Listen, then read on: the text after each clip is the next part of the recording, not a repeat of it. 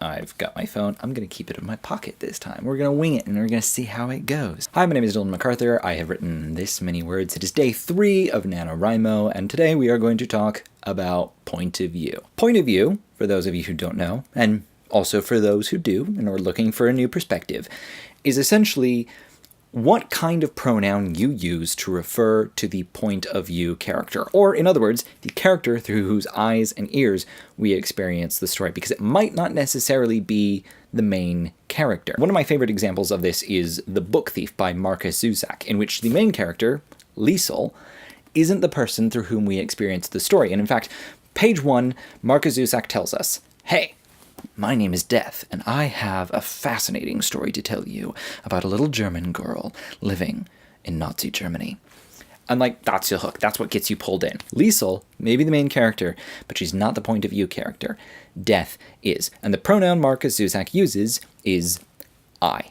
Therefore, because I is a first-person pronoun, The Book Thief is written from a first-person point of view. Harry Potter is an example of a third-person point of view, because even though we experience the story through Harry's glasses, that's why he wears glasses, the book continually refers to Harry as he.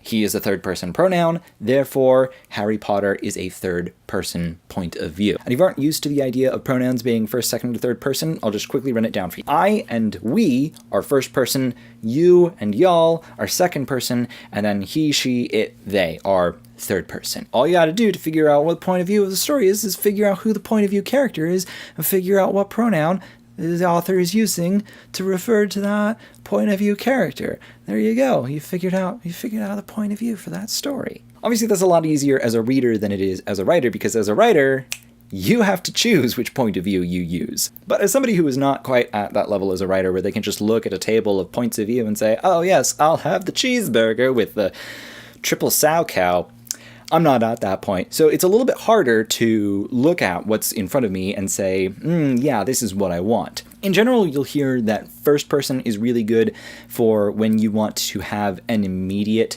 narrative. Hunger Games is a really good example of this. Hunger Games is written from the first person point of view. Katniss is telling us her story. She's both the point of view character and the person who is telling us this story. Third person you'll often hear is a little bit more distant, because it feels you're a little less involved in the characters. You're a little less involved in sort of what they're doing. This came up for me because as I started writing, I decided, for reasons that are unimportant, that I was gonna try first person. It's been a while since I've done first person. Why not give that a go?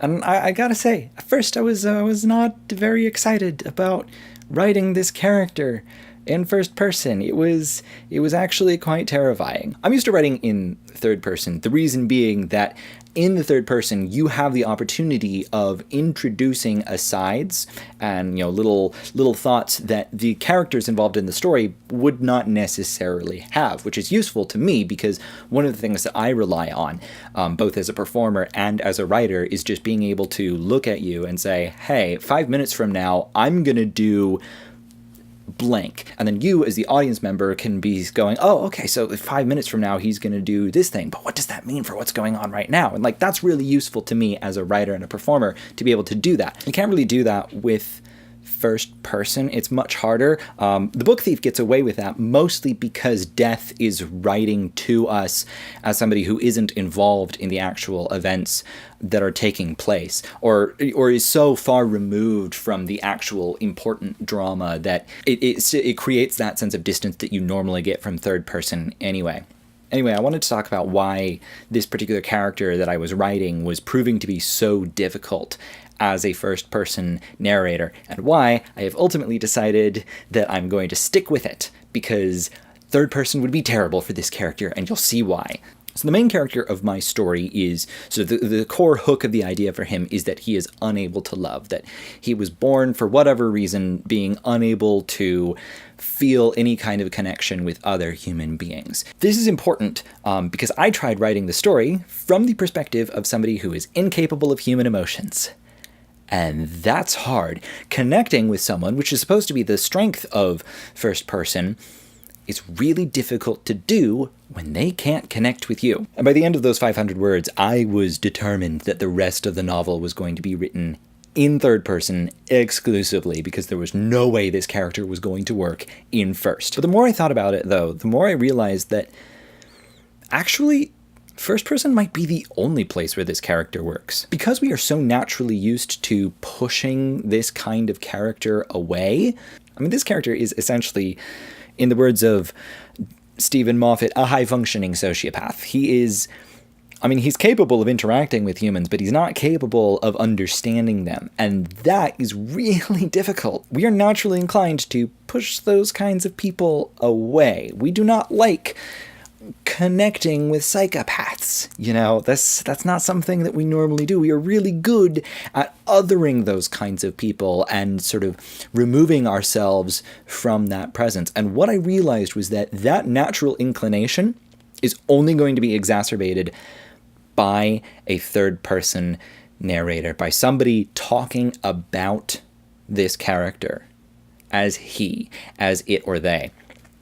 Even though it is still going to be his eyes and ears through which we experience this story absolutely needs to be seen through his eyes and not some Nick Carraway or whatever. Anyway, that is why I've decided to continue writing in first person, even though it is not nearly as fun or intuitive as third person.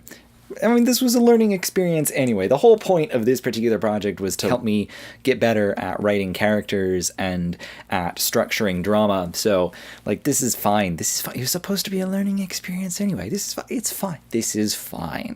This is rapidly approaching the point at which is actually eating into the time that I have available to me to write. So, we're going to end it at there. It's been fun. I'll see you all in the future. Goodbye.